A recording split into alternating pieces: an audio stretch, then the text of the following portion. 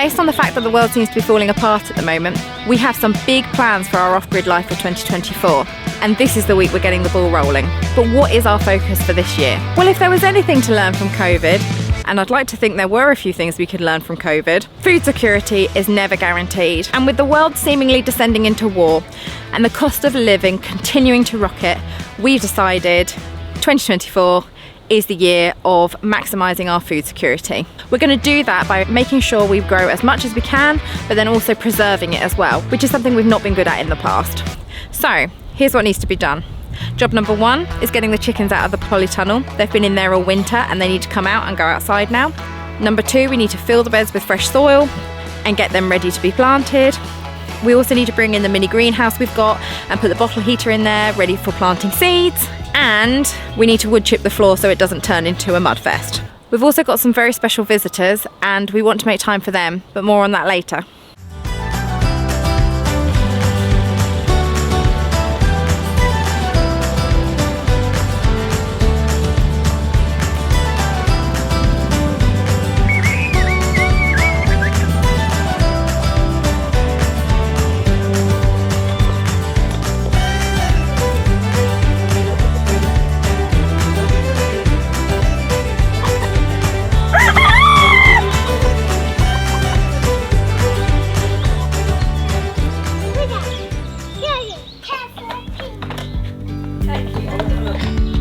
Yesterday, there was sun and there was rain.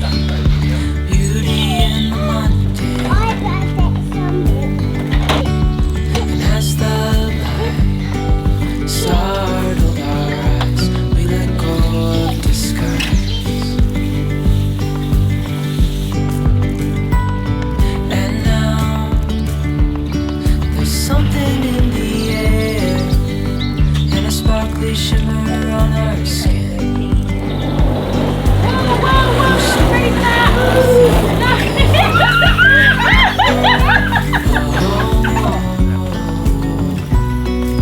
Dreamy, breezy, we go. Easy, easy. If only I could finish something, run straight through to the end, close a chapter dignified. Dang girl, you did it again. But will it ever be enough when I'm bent on trying to keep it tough? Will I ever settle down, happy with the here and now?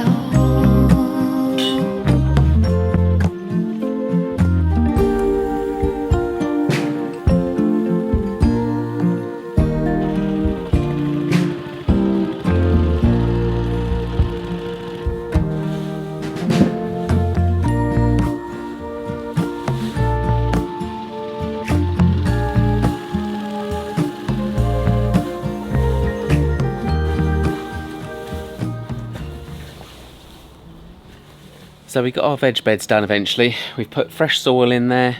It took us days because we had children helping us, and it rained pretty much continuously as well. And we've scarred the land to hell trying to barrow across it in the mud. And people have never known so much rain. We've got people that live around here, lived here all their lives and never known so much rain. But we've planted lots of this out now, so fresh wood chipped it, got rid of those chickens out the way after they've done their business and made a mess.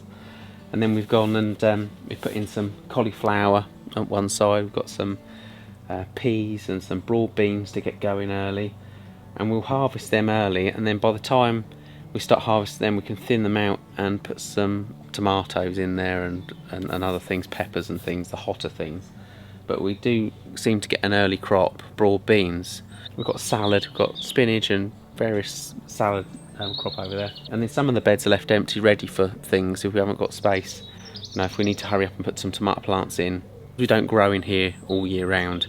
We did have quite a few carrots and we were eating them through the autumn that we're in here still, and then we had an explosion of rats and mice because the fields all came in. They were all hungry in the fields, and then you're left with having to put poison down, and Unfortunately, that is something we have to do. You know, you want to say, oh, you're so green, but we've ended up having to put poison down because the buckets that you do to drown them don't seem to be ultimately effective. You get the odd one fall in by accident and drown, but when the fields clear out, you get swamped with these things, and then you need to get rid of them, and it's no good just putting a rat a mile away in a bit of woodland because it'll just work its way back. They're not stupid, they know where the food is and they'll just come back, and you can't have them eating your food, unfortunately, because you won't get anything if you do that. You're sharing with rats and mice. I'm sorry for the eco warriors out there, but pests like that, it's very difficult to grow stuff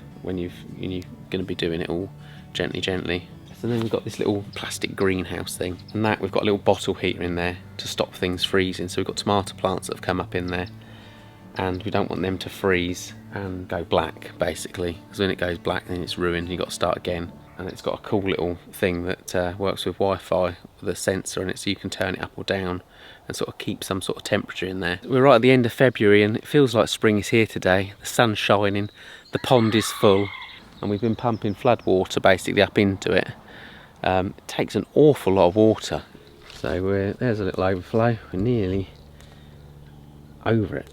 I think certain times of year when you're getting a right downpour, and if I put another building over there, which is the plan, the amount of roof area that's going to run straight into this, with that polytunnel that's going to run into this, with the other things that are going to run into this, there's a potential that you could have something that runs quite well in the winter through here, or at times put a narrowing piece on here and maybe run some sort of hydro.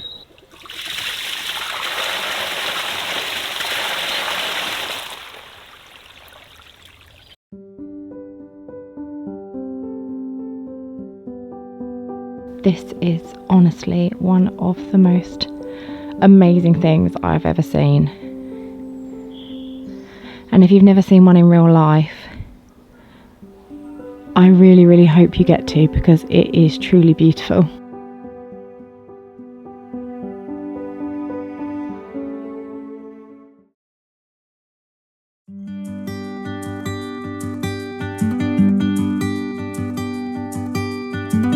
Don't wanna sleep tonight at all. Just wanna watch them stars fall. With you, don't wanna try to make up dreams just to be seen. I wanna lay here beside you, all quiet. Fire breath and open sky. It's not what we know, it's where we go. I grow wings that tell her goodbye. Oh, it's not what we see, it's what we choose to be.